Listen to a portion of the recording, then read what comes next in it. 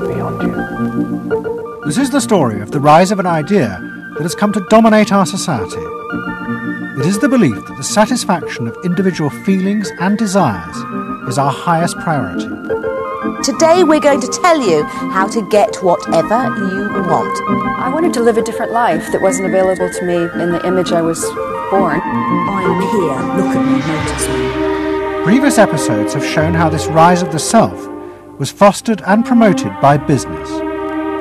They had used the ideas of Sigmund Freud to develop techniques to read the inner desires of individuals and then fulfill them with products. This final episode is about how that idea took over politics. It tells the story of how politicians on the left, in both America and Britain, turned to these techniques to regain power. They believed that they were creating a new and better form of democracy, one that truly responded to the inner feelings of individuals. But what the politicians didn't realise was that the aim of those who had originally created these techniques had not been to liberate the people, but to develop a new way of controlling them in an age of mass democracy.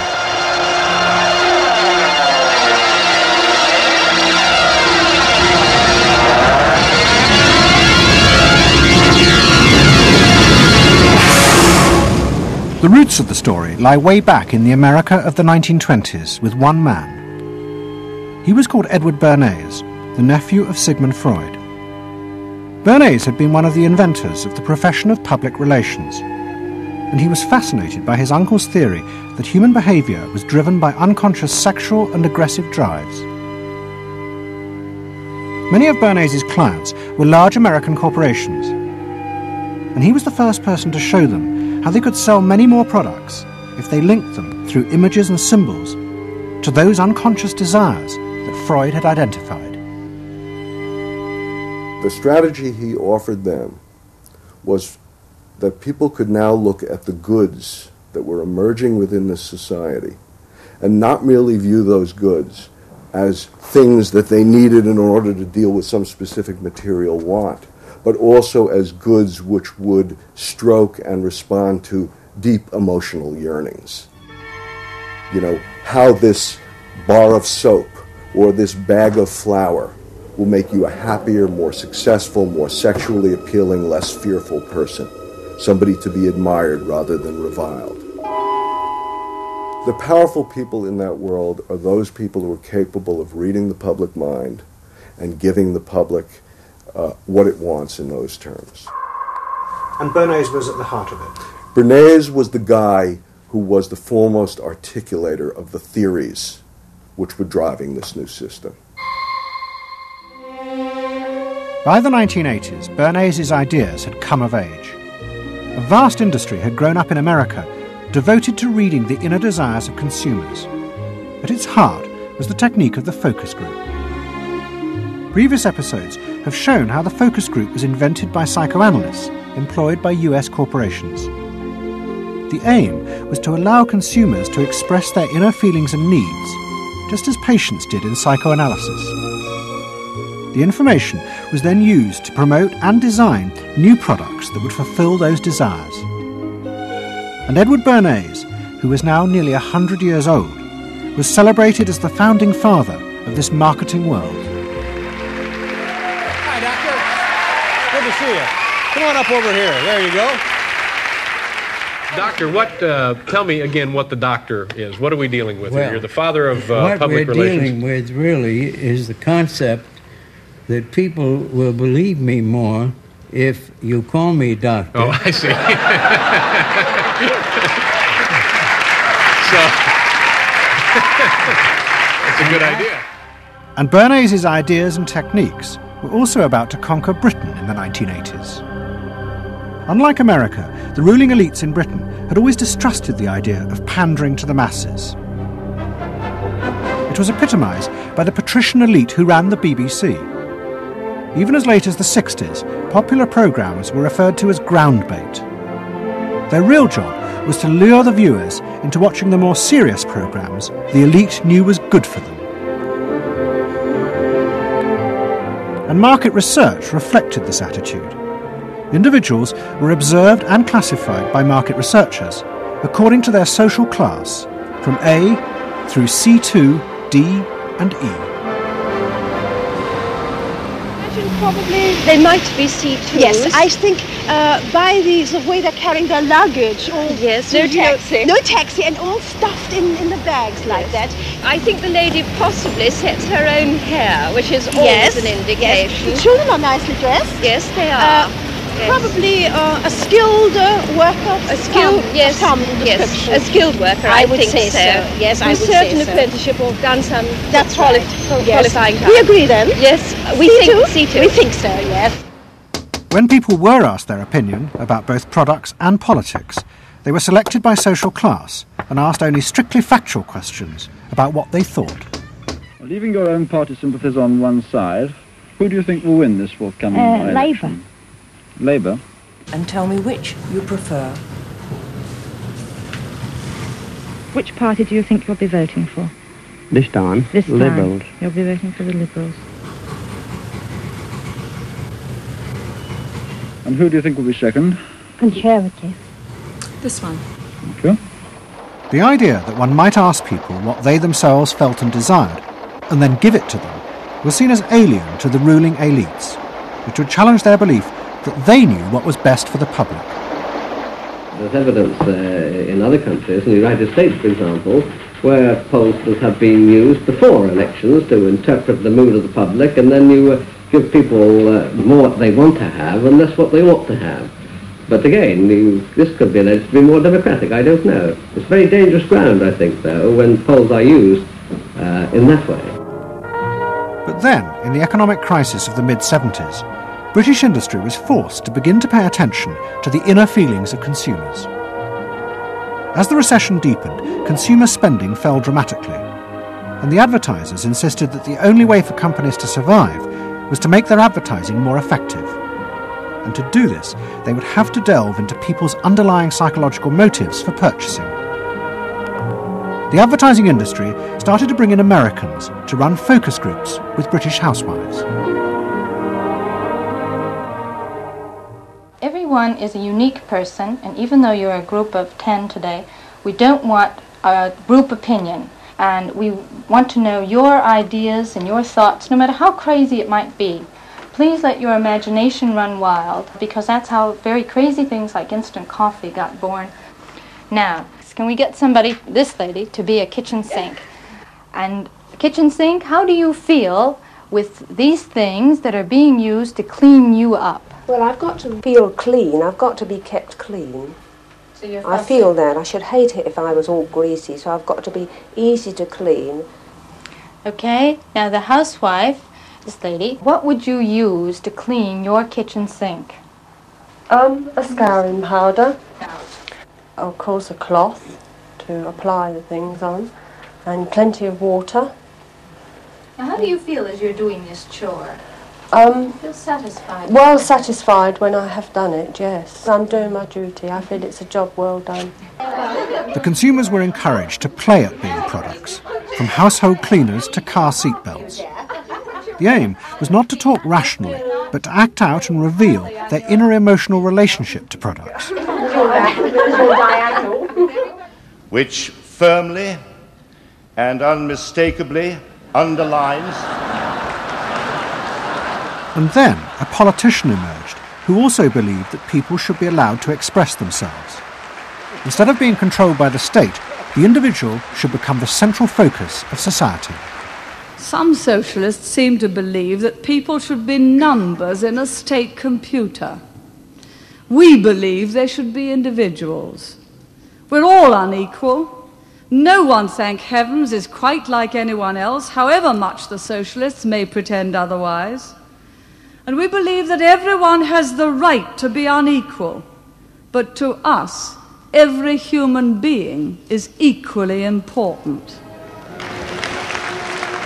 A man's right to work as he will, to spend what he earns, to own property, to have the state as servant and not as master, they are the essence of a free economy, and on that freedom all our other freedoms depend.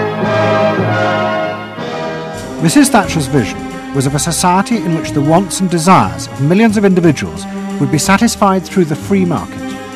This, she believed, would be the engine to regenerate Britain. And with her ascent to power, the advertising and marketing industries flourished. Their task was to find out what the British people really wanted and then sell it to them. In this new climate, the focus group flourished. And those who ran them borrowed from the techniques of psychotherapy to delve ever deeper into people's feelings about products.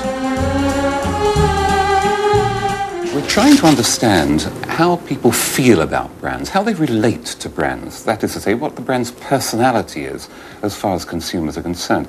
And there are a number of techniques which are very, very helpful for getting to that understanding. The consumer is given crayons to doodle, to express their feelings, to go inside their own head, pull out their feelings and somehow get them onto paper. And these are ordinary drinkers expressing their feelings about drinking Guinness.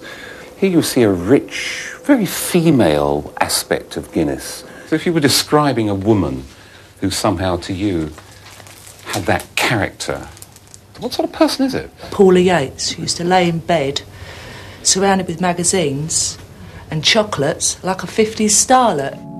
Out of this research, the marketeers began to detect a new individualism. In particular, among those who had voted Conservative for the first time in 1979. They no longer wanted to be seen as part of social classes, but to express themselves. And crucial to this were the products they chose to buy. We identified that there was this trend towards what might be called individualism, where people wanted to still be part of a crowd, but to express themselves as individuals within it, to have their own personalities, to be, I suppose, their own men. I didn't want to be the same as everybody else. I wanted it to be a little bit different, a little bit individual. It's quite individual upstairs. It's not remarkable, but I think it's quite individual. It is expensive. It's Italian. It's Italian, it's expensive, and it's good quality. A little bit different. Yeah, we want to set our own standards, so nobody else has got what we've got. We just didn't want it be the same as everybody else. We just want to be different.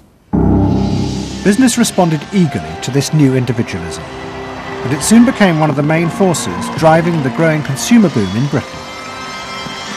Using the data from the focus groups, manufacturers created new ranges of products that allowed people to express their individuality.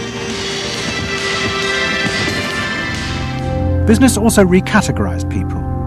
They were no longer divided by social class, but by their inner psychological needs. If the primary need is security and belonging, we call the groups mainstreamers. If it's status and the esteem of others, then it's aspirers. If it's control, it's succeeders, and if it's self-esteem, it's reformers. And this new marketing culture began to take over the institutions previously dominated by a patrician elite, in particular the world of journalism. The assault was led by the profession of public relations.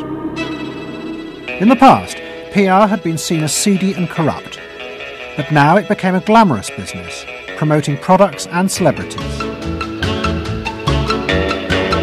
And one of the rising stars was another member of the Freud family, Matthew Freud, the son of the Liberal MP Clement. What Freud and other PRs realised was that they could use their celebrities as levers to infiltrate advertising into the editorial content of newspapers. The newspapers were offered exclusive interviews with celebrities, but only if they also agreed to mention products made by Freud's corporate clients, in terms dictated by the company. What happened with Freud's was that you effectively got some kind of product placement, or even product, the manufacturers of the product got some degree of control over how their products would appear in print. So if, for example, you did want to write about Caprice's passion for stuffed crust pizza, you would sign a contract which guaranteed that you would mention the firm Pizza Hut in at least twice in certain positions in the introductory paragraph of the article, that you would agree to run the Pizza Hut logo at such and such a size in such and such a place, and of course that you would agree to run the enclosed pictures of Caprice eating her stuffed crust pizza. There was no choice about how you would run this article in the press. You were effectively told how to run the article in the press. By Freud's? By Freud's. It's a rise of the corporate culture and the rise of business. To traditional journalists, this infiltration of advertising into the editorial pages was a corruption of their profession. But to Mrs. Thatcher's allies, like Rupert Murdoch, who owned The Sun and The Times, it was part of a democratic revolution against an arrogant elite who had too long ignored the feelings of the masses. They hate to see someone communicating with the masses. They feel that newspapers, the written word is not for the masses. That should be left to television, or perhaps to nobody. I'm very proud of The Sun. And The Sun was not represented tonight in your film. You just took page 3, which everyone seems so fascinated with. What about page 1, page 2, every other page of the paper? It was a typical piece of slanting and elitism by the BBC, who, after all, in order to get viewers for this programme, put on a very sexy episode of Star Trek, which I was watching out in the room there. Oh, I don't think they put it on to get us viewers. I think we just are lucky to follow They try them. to carry viewers into these show programmes. You know how it's done. By the late 80s, Mrs. Thatcher and her allies in advertising and the media had brought the desires of the individual to the centre of society. As last week's episode showed, it was the same transformation that President Reagan had brought about in America. Both politicians had encouraged business to take over from government the role of fulfilling the needs of the people. In the process, consumers were encouraged to see the satisfaction of their desires as the overriding priority. To Thatcher and Reagan, this was a new and better form of democracy. But to their opponents in the parties of the left, they had summoned up the most selfish and greedy aspects of human nature. Ronald Reagan and Margaret Thatcher both embraced an economic philosophy that says the unit of judgment was not only the individual, but it was the individual's personal satisfaction, the individual's own unique happiness and well-being. It was, in a sense, the triumph of regarding individuals as purely emotional beings who have needs and wants and desires that need to be satisfied and can be satisfied unconsciously. It goes way back to the early part of the 20th century, to Freud, to notions of the unconscious, the assumptions that we are, in terms of our rational minds, we're little corks bobbing around on this great sea of hopes and fears and desires of which we are only dimly aware. And that the role of a marketer, the role of somebody selling something, including a politician, is to appeal to this great swamp of desire, of unconscious desire. The left believed the opposite, that the way to create a better society was not to treat people as emotional, isolated individuals, but to persuade them to realise that they had common interests with others, to help them rise above their individual feelings and fears. Let me assert my firm belief that the only thing we have to fear is fear itself. Nameless, unreasoning, unjustified terror, which paralyzes needed efforts to convert retreat into advance. This idea had flourished in America in the Depression of the 1930s. President Roosevelt, faced with the chaos caused by the Wall Street crash, encouraged Americans to join together in trades unions, to set up consumer groups, and to pay for a welfare system for those trapped in poverty. His aim was to create a collective awareness which would become a powerful weapon against the unfettered power of capitalism, which had caused the crisis. That idea had driven the Democratic Party for 50 years. But now, Roosevelt's inheritors railed vainly against the effects of the self-interest encouraged by President Reagan. There is despair, Mr. President, in the faces that you don't see. Maybe, Mr. President, if you stopped in at a shelter in Chicago and spoke to the homeless there. Maybe, Mr. President, if you asked a woman who had been denied the help she needed to feed her children because you said you needed the money for a tax break for a millionaire or for a missile we couldn't afford to use. The worst thing Ronald Reagan did was to make the denial of compassion respectable. He said, you've worked hard, you've made your money. You shouldn't have to feel guilty about refusing to throw it away on people who choose to be homeless and who choose not to work. That's what he said. He said it with an elegance and a kind of benign aspect that disguised its harshness. You think we can do anything about it? Well, why not? If we can work together now to look after the lives of the people here, I don't see why we couldn't work together afterwards to clear up the mess and help build a better world in which these things can't possibly happen. The qualities we've learned from comradeship and common suffering are not going to be wasted after this war. It's out of experience like ours that the new world will be built. That same idea of marshalling the collective force of the masses to challenge the entrenched power of wealth and business had also led the Labour Party to power in Britain after the war. But in the 80s, Labour, like the Democrats in America, lost election after election as millions who had once voted for them switched their allegiance to the Conservatives. There it is, going blue just about everywhere, sweeping the country. The rural parts of Britain now have gone blue. For they are the party of yesterday, and tomorrow is ours. In the face of this, a growing number within the Labour Party became convinced that if they were ever to regain power, Labour would have to come to terms with the new individualism. One of them was an advertising executive called Philip Gould, who had been a lifelong Labour supporter. Gould believed that Labour's leadership had become corrupted by the same patrician arrogance that dominated all Britain's institutions. They denigrated and disapproved of the new aspirations of working-class voters. Labour stopped listening to these people. And I remember the best example of this was after the election of 1983, which was the election above all, where the people's voices just were not heard. And I had dinner with a leading Labour Party figure who'd been involved in the defeat, heavily involved in the defeat, and his wife said, God, these working class people, they just, we give them education, we give them chances in life, what do? They read the Sun and they just don't vote for us. And there was such a gap between these people just trying to make lives for themselves, better lives for themselves, and the kind of elitism of the Labour Party that was just such a chasm that had to be filled. Gould became part of a small group of modernisers centred around Peter Mandelson.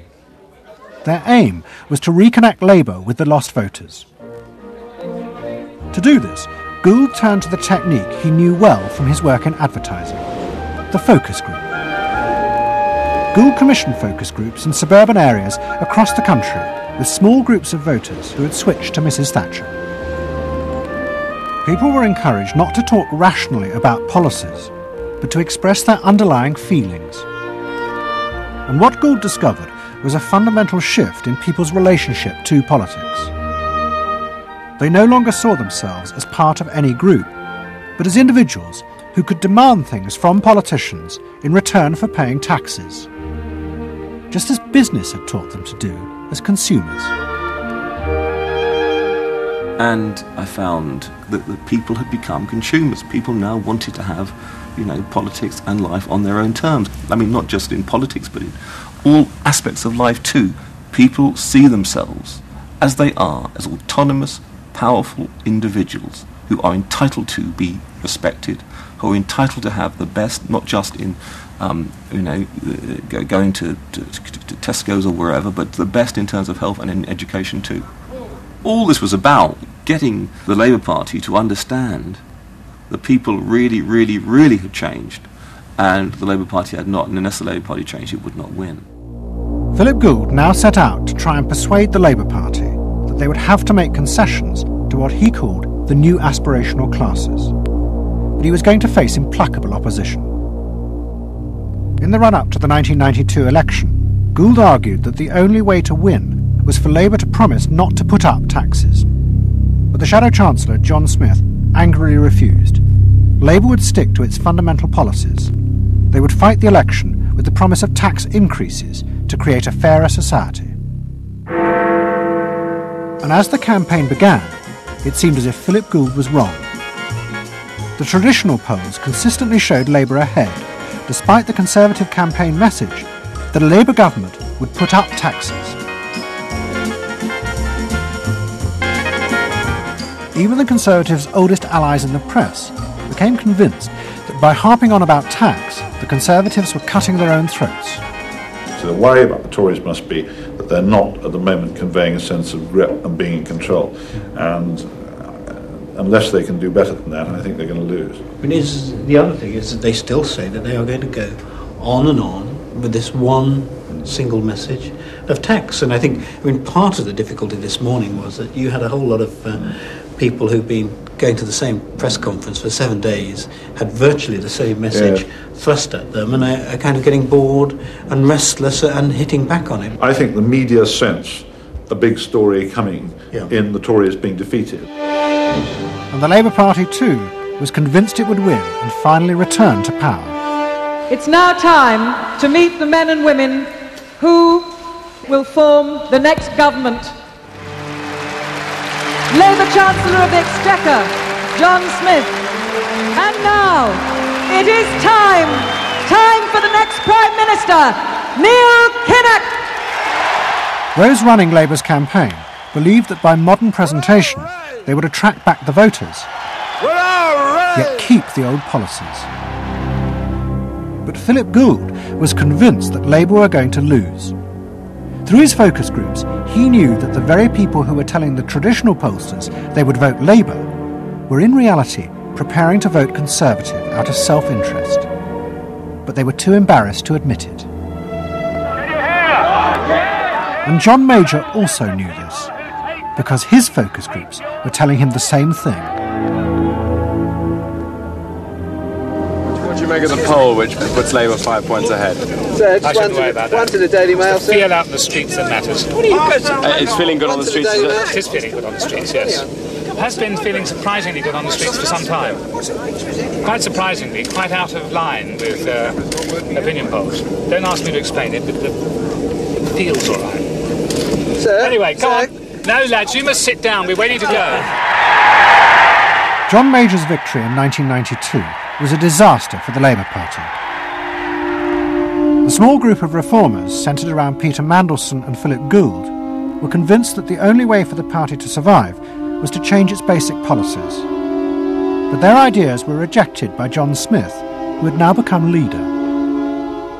Philip Gould left Britain to go to work for the campaign to elect Bill Clinton president in America. The 1992 election, during it and afterwards, people felt under great strain and really did feel demoralised and dejected. And then to go from this to the Clinton campaign, it was an extraordinary experience, because here suddenly I found articulated many of the ideas that I'd had but not fully myself been able to encapsulate or to articulate. If you want a president who will restore the middle class, reclaim the future for the middle class, and restore the American dream, vote for Bill Clinton in New Hampshire and send a signal to the country that we are coming together. What Gould discovered was that, like the Labour Party, the Democrats had also been doing focus groups with swing voters. The difference was that Bill Clinton had decided to tailor his policies to fit with these voters' desires. Above all, with their ferocious belief that they should only pay tax for things that benefited them, not for the welfare of others. I have no idea what percentage of my tax dollars go to welfare, but even if it's a minuscule percentage, even if it's 0.25%, it's still too much for the people that are receiving these benefits that are basically non-productive.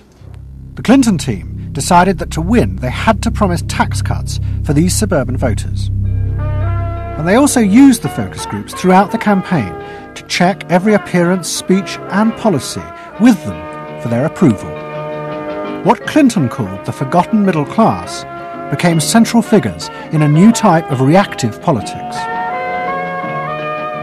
Candidates for the presidency in the United States had been prepackaged and designed for many, many years. What was new was an attempt to use very sophisticated or pseudo-sophisticated techniques to plumb the public psychology, to find out precisely what the desires of the individuals were, and then to come up with a candidate and a platform and images and words that exactly responded to those deep desires. This was packaging at a new level. This was polling at an extreme. I'm not going to raise taxes on the middle class. And the middle class needs a break. Government is in the way. It's taking more of your money and giving you less in return. In the name of the hard-working Americans who make up our forgotten middle class, I proudly accept your nomination for President of the United States. Stay focused. Talk about things that matter to people. You know? It's the economy, stupid. Okay? But Clinton's campaign team, led by James Carville and George Stephanopoulos, did not believe that they were capitulating to the selfish desires of the middle classes. Tax cuts were the price they had to pay to regain power. But once in power, they would still fulfill traditional democratic policies and help the poor who had been neglected under Reagan, above all with the reform of healthcare. They would pay for the tax cuts by cutting defence spending and increasing taxes on the very rich. In this way, they believed they were forging a coalition of the new and the old voters, both of whom could be satisfied. Probably for the first time in a generation tomorrow, we're going to win. And that means that more people are going to have better jobs. People are going to pay a little less for health care, get better care. And more kids are going to go to better schools. So thanks.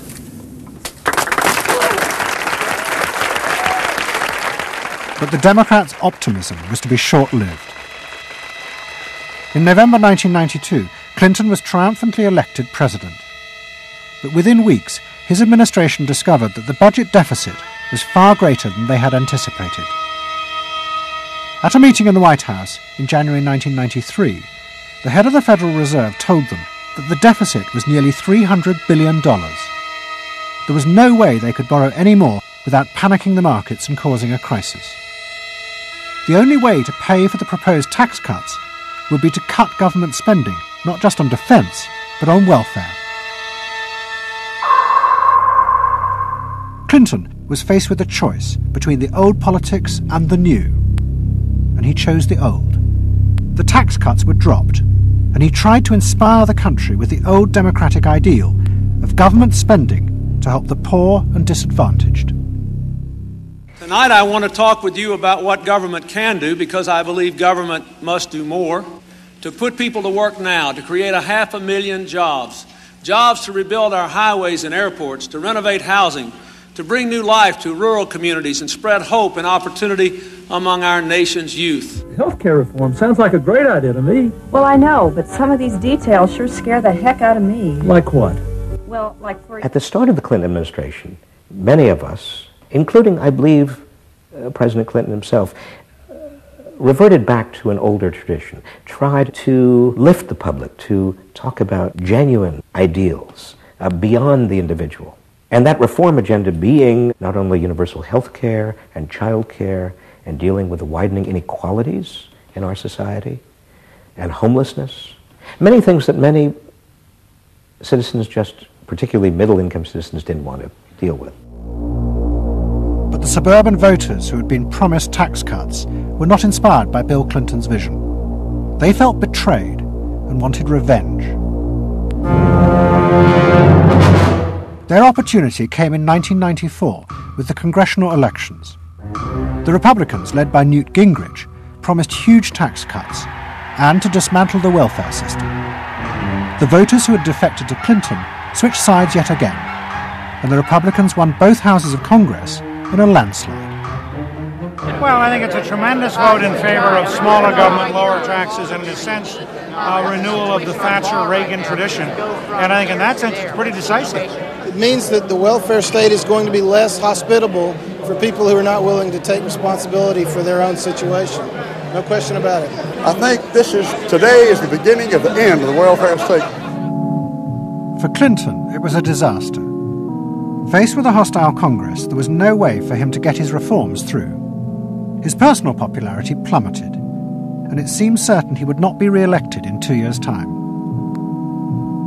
In desperation, and without telling his cabinet, Clinton turned for help to one of America's most ruthless political strategists, Dick Morris.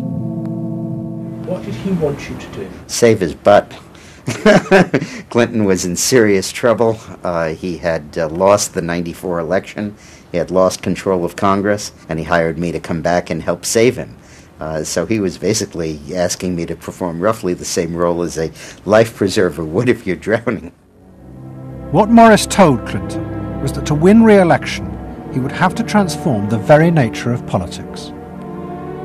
The crucial swing voters in the suburbs now thought and behaved like consumers. The only way to win them back was to forget all ideology and instead turn politics into a form of consumer business. Clinton must try to identify their personal desires and whims and then promise to fulfill them. If he followed those consumer rules, they would follow him. I said that I felt the most important thing for him to do was to bring to the political system the same consumer rules philosophy that the business community has. Because I think politics needs to be as responsive to the whims and the desires of the marketplace as business is. And it needs to be as sensitive to the bottom line, profits or votes, as a business is. I think that all of this involves really a changed view of the voters, so that instead of treating them as targets, you treat them as owners. Instead of treating them as something that you can manipulate, you treat them as something you need to learn from. And instead of feeling that you can stay in one place and you can manipulate the voters, you need to learn what they want and move yourself to accommodate it. To get inside the minds of the swing voters, Morris brought lifestyle marketing into politics for the first time. He went to one of America's most prominent market research firms called Penn & Schern and commissioned what they called a neuropersonality poll. It was a massive survey of hundreds of thousands of voters, but the only political questions it asked were to find out whether someone was a swing voter or not. All the other questions were intimate psychological ones, designed to see whether swing voters fell into identifiable psychological types. Well, we were asking people like, do you think you're the life of the party? Do you think when you see things that you like to have a list and organize them? Do you typically try to plan things ahead, or do you like to be more spontaneous? Where do you like to go? What sports do you like to play? What would you do with your spouse on a romantic weekend? So we were asking people some very personal questions about their own lives, to try to see were the kinds of people that were likely to change their vote also possessing of certain kinds of personality traits. And in fact, they were. The neuropersonality poll allowed the Clinton team to segment swing voters into different lifestyle types. They were given names like pools and patios, or caps and gowns, who were urban intellectuals living in university towns. From this, the team could identify ways in which they could make individuals feel more secure in their chosen lifestyles, just as business had learnt to do with products. Dick Morris called it small bore politics, tiny details of people's lives and personal anxieties which politics had never even thought about or noticed before, but which now had become the key to winning power. It was an America that focused on day-to-day practical concerns. Should I wear seatbelts? Should I stop smoking? Should I wear a school uniform? Is my neighborhood being protected? It was not so much a new individualism as the social order as we had known it had broken down. So we got into people's heads, understood their psychology about lifestyle, about values, what they thought was important, what issues they wanted politicians, and particularly the president, to address. And these issues proved to be very, very different from what the conventional wisdom had suggested. As the election campaign began, Clinton revealed Morris's new approach to a shocked White House. All traditional policies were to be dropped. Instead, he would concentrate exclusively on policies that targeted the worries of the swing voters. V-chips would be fitted into televisions to prevent children from watching pornography. And mobile phones would be fitted into school buses to make parents feel more secure. Dick Morris also persuaded the president to spend his leisure time in the same way as particular groups of swing voters. He sent Clinton on a hunting holiday, dressed in exactly the Gore-Tex outfits a group called Big Sky Families liked. The aim was to reflect swing voters' lifestyles back to them. The Liberals in Clinton's cabinet hated this approach. And I would say, well, Dick, why have a campaign? This was the 1996 campaign. If all the president is going to do is offer up these little bite-sized miniature initiatives that appeal to people's desires, like consumers, buying soap, V-chips that you could put in your televisions so you could make sure that your children did not have pornography, and school uniforms. Why talk about them? They're so mundane and they're so tiny. And he would say back, if we don't do this, we may not get reelected. And I would say, what's the point of getting reelected if you have no mandate to do anything when you're reelected? And he'd say, what's the point of having a mandate if you can't get reelected? Isn't the ultimate goal getting reelected? But Morris's new politics were an extraordinary success. Clinton's ratings among the swing voters began to soar. And Dick Morris, along with the marketeer Mark Penn, took effective charge of making White House policy. Mark Penn set up a huge call centre in an office block in Denver. And every night, hundreds of telephone operators called swing voters in suburbs across the country to check with them every detail of policies that Clinton was proposing. The policy was made by a group of people manning telephones in Denver, Colorado, placing calls to voters in places like Westchester and Pasadena, and asking them what they wanted from their government, and asking them very specifically about specific policies that Bill Clinton was considering. Would you be more likely to support him if he offered this particular government service, or if he offered that one? Those people told them what they thought. Mark Penn transmitted that to Bill Clinton, and it came out of his mouth. So essentially it was suburban voters in the 90s were creating American domestic policy, and some of its foreign policy as well. Really?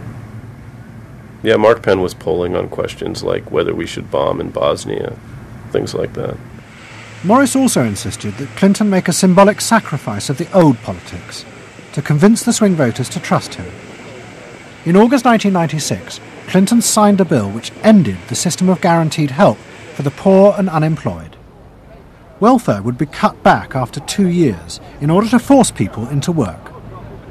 The new system was called Welfare to Work and would, he said, be a hand up, not a handout. It was the effective end of the guaranteed welfare system created by President Roosevelt 60 years before. For many in Clinton's cabinet, it was also the end of the progressive political ideal that Roosevelt had represented. The belief that one used a position of leadership to persuade the voters to think and behave as social beings, not as self-interested individuals. Dick Morris and the pollsters had won. And by that I mean that the people who ultimately got to the president, shaped the president's mind, were those who viewed the voters as just a collection of individual desires that had to be catered to and pandered to. It suggests that democracy is nothing more, and should be nothing more, than pandering to these unthought about, very primitive desires. Primitive in the sense that they are not even necessarily conscious, just what people want in terms of satisfying themselves. And the same triumph of the politics of the South was about to happen in Britain too.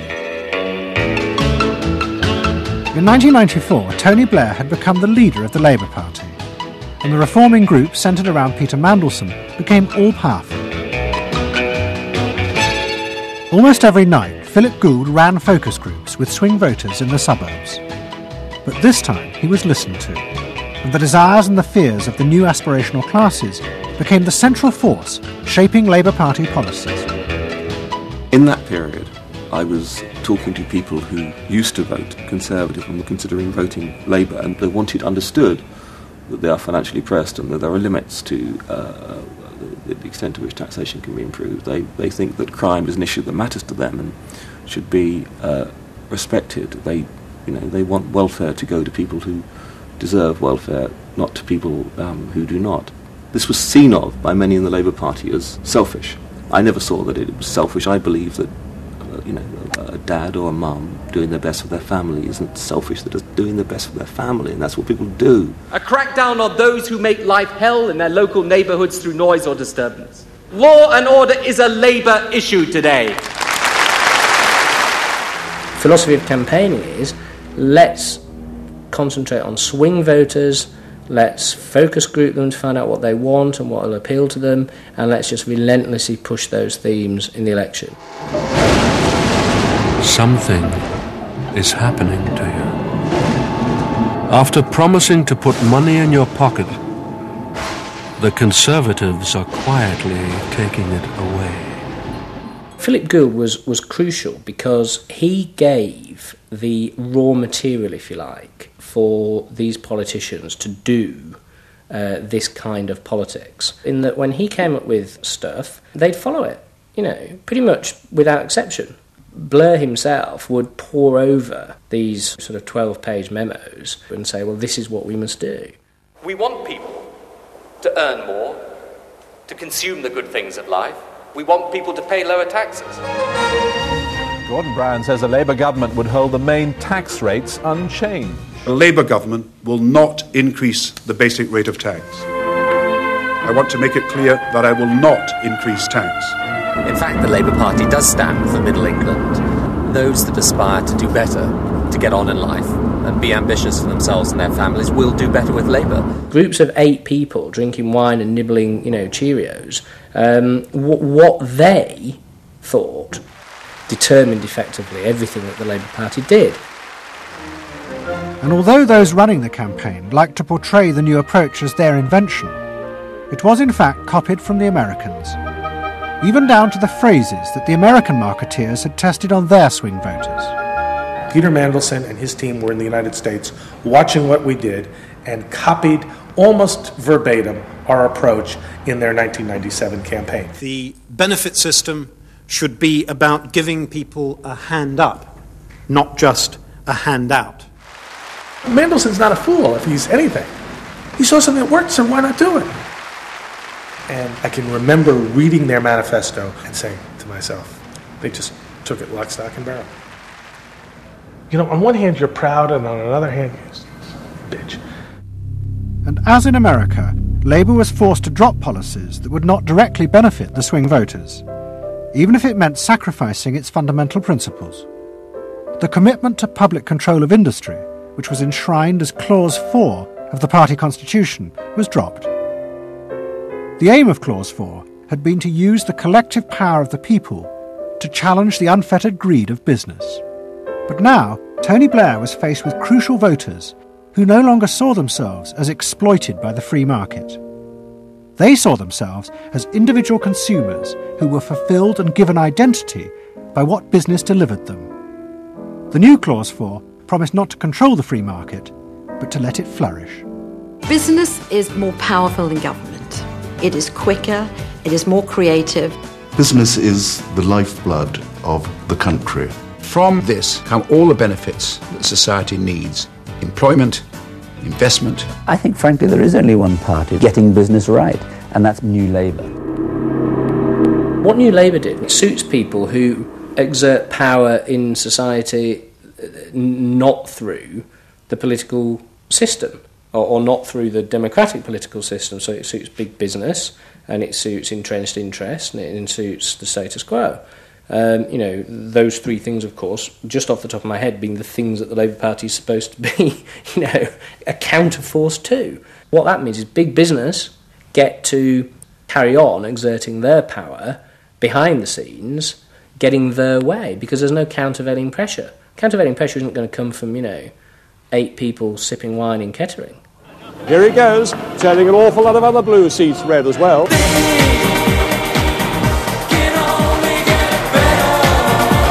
Very happy, very relieved, and very exhilarated. But those who masterminded Labour's victory in 1997 saw it as a triumphant vindication of a new form of democracy.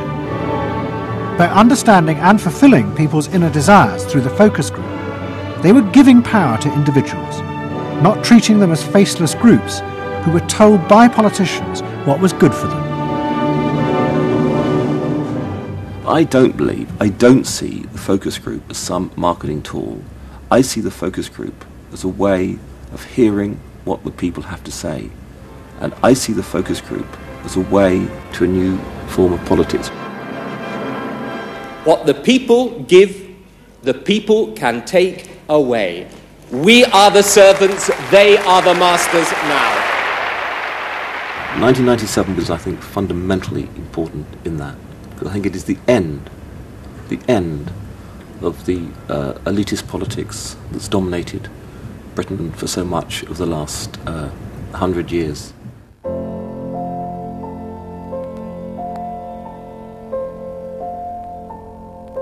In 1939, Edward Bernays, Sigmund Freud's nephew, created a vision of a future world in which the consumer was king. It was at the World's Fair in New York, and Bernays called it Democracity. It was one of the earliest and most dramatic portrayals of a consumerist democracy, a society in which the needs and desires of individuals were read and fulfilled by business and the free market. The World's Fair created a spectacle in which all of these concerns were met, and they were met by Westinghouse and General Motors and the American Cash Register Company, and company after company presented itself as this sort of centerpiece of a society in which human desire and human want and human anxiety would all be responded to and would all be met purely through the free enterprise system. There was this sort of notion that the free market was something that was not guided by ideologies or by political power. It was something that simply was guided by the people's will. This was the model of democracy that both New Labour and the American Democrats had bought into in order to regain power. They had used techniques developed by business to read the desires of consumers, and they had accepted Bernays' claim that this was a better form of democracy. But in reality, the World's Fair had been an elaborate piece of propaganda designed by Bernays for his clients, the giant American corporations. Privately, Bernays did not believe that true democracy could ever work. He had been profoundly influenced in this by his uncle's theories of human nature. Freud believed that individuals were not driven by rational thought, but by primitive unconscious desires and feelings. And Bernays believed that this meant it was too dangerous to let the masses ever have control over their own lives. And consumerism was a way of giving people the illusion of control, while allowing a responsible elite to continue managing society.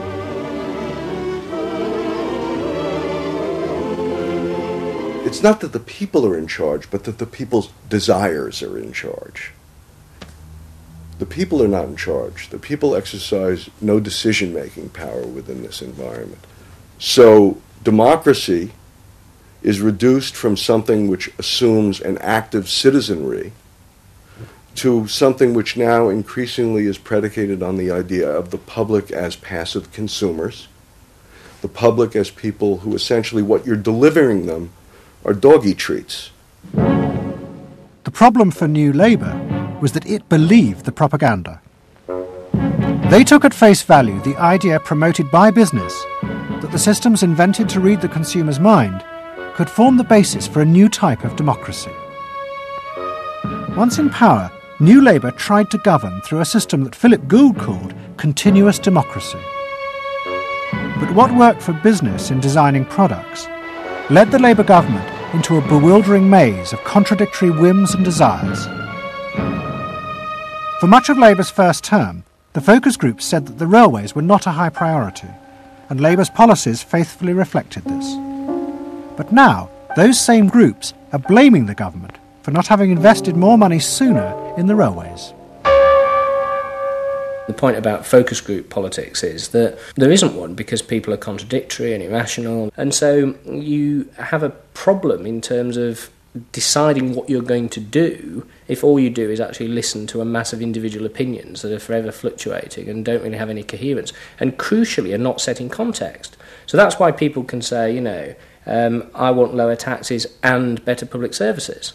Of course they do. You know, you say, do you want to pay more taxes to get better public services? People are less sure. They then don't believe that if they do pay more taxes, they will be spent on better public services. So you end up in this quagmire where, you know, and the truth is a politician has to say, look, this is what I believe. I believe that you should pay slightly more taxes to make better public services, and I pledge that I'm competent enough to actually use that money wisely.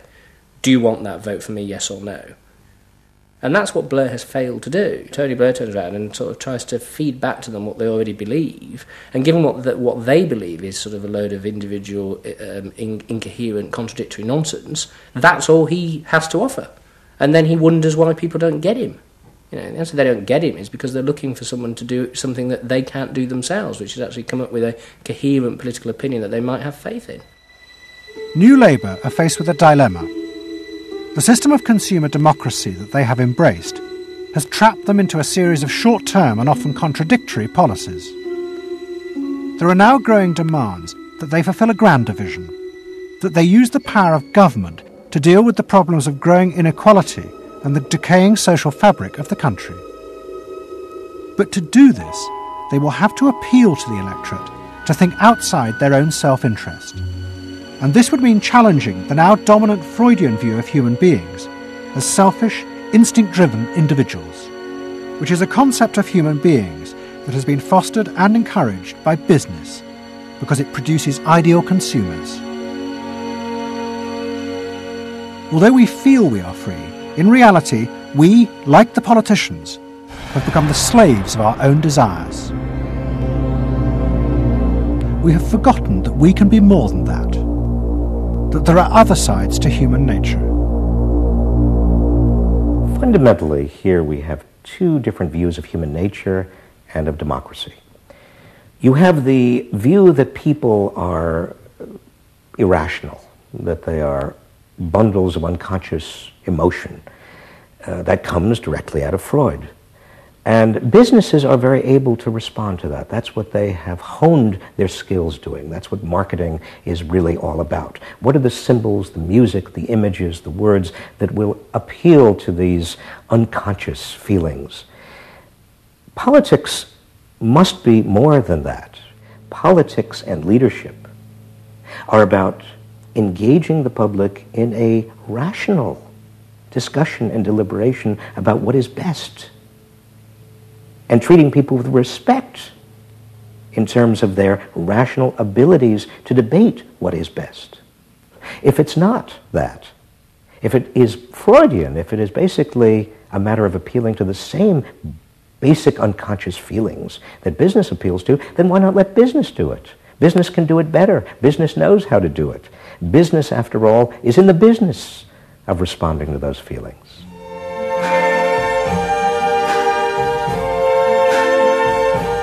I see trees of green, red roses too. I see them bloom for me and you. And I think to myself, what a wonderful world. I think to myself,